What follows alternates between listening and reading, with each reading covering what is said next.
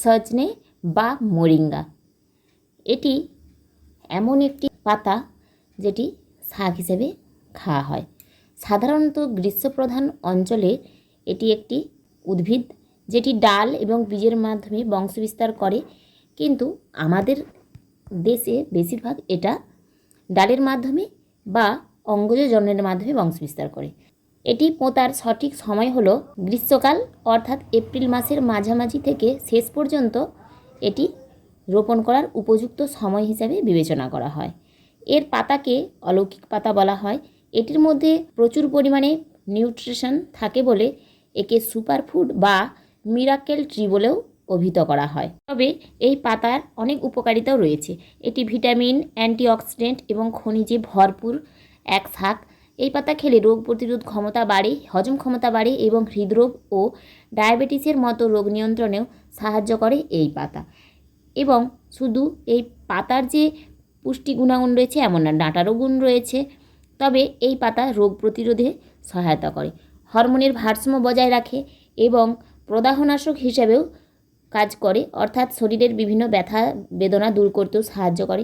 পরিপাকতন্ত্রের বিভিন্ন সমস্যা যেমন খাবার সহজে হজম না হওয়া, পেটে অতিরিক্ত গ্যাস জমে থাকা, বুক জ্বালা ইত্যাদি সমস্যাও কমাতে সাহায্য করে।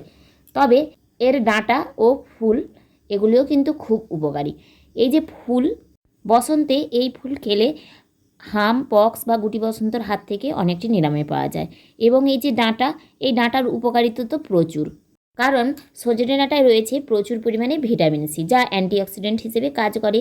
ঠান্ডা, জ্বর, কাশি হলে সজনে ডাঁটার তরকারি বা স্যুপ খেলে কাশি এবং জ্বর থেকে রক্ষা পাওয়া যায়। উচ্চ রক্তচাপের রোগীদের জন্য সজনে ডাঁটাও খুব উপকারী। এটি কোলেস্টেরল নিয়ন্ত্রণে সাহায্য করে। তবে সজনে পাতাও কিন্তু ডাঁটার সঙ্গে সঙ্গে উচ্চ রক্তচাপ নিয়ন্ত্রণে বেশ গুরুত্বপূর্ণ ভূমিকা রাখে। যাদের হজমের সমস্যা রয়েছে বা পেটের গোলমাল রয়েছে, তারা সজনে ডাঁটার তরকারি খেলে অনেক উপকার পাবেন। তাছাড়া সজনে ফুলের পাশাপাশি সজনে ডাঁটা খেলেও অনেক সময় বসন্ত, গুটি বসন্ত রোগের হাত থেকেও আক্রান্ত হয় কমে যায়। সজনে ডাঁটায় প্রচুর পরিমাণে আঁশ রয়েছে, যা কোষ্ঠকাঠিন্য দূর করে। প্রতিদিন যদি নিয়ম করে সজনে ডাঁটার তরকারি খাওয়া যায়, তাহলে এতে কোষ্ঠকাঠিন্যের সমস্যা থেকে অনেকটা দূরে থাকা যায়। শ্বাসকষ্ট রোধে সজনে ডাঁটা খুবই উপকারী। তবে শ্বাসকষ্ট যাদের রয়েছে তাদের সজনে ডাঁটার সঙ্গে সজনে পাতা খেলেও খুব উপকার পাওয়া যায়।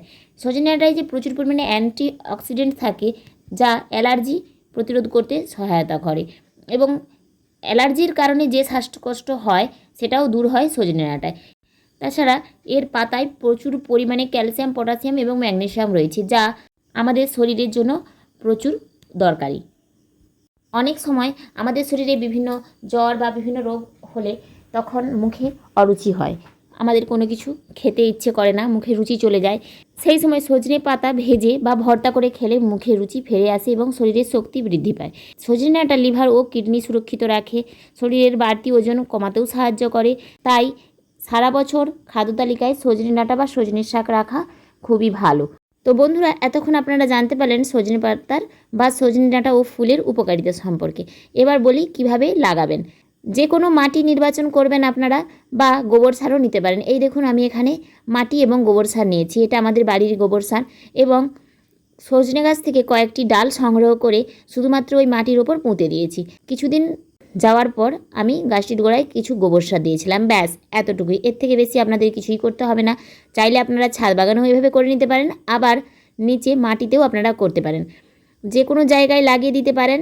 এর ডাল মাটিতে লাগিয়ে দিলেই কিন্তু হয়ে যায়, শুধুমাত্র একটা ডাল নিয়ে পুঁতে দিতে হবে, তাহলেই কিন্তু কয়েকদিন পরেই আপনি দেখতে পাবেন আপনার বাগানে সুন্দর একটি দামি গাছ।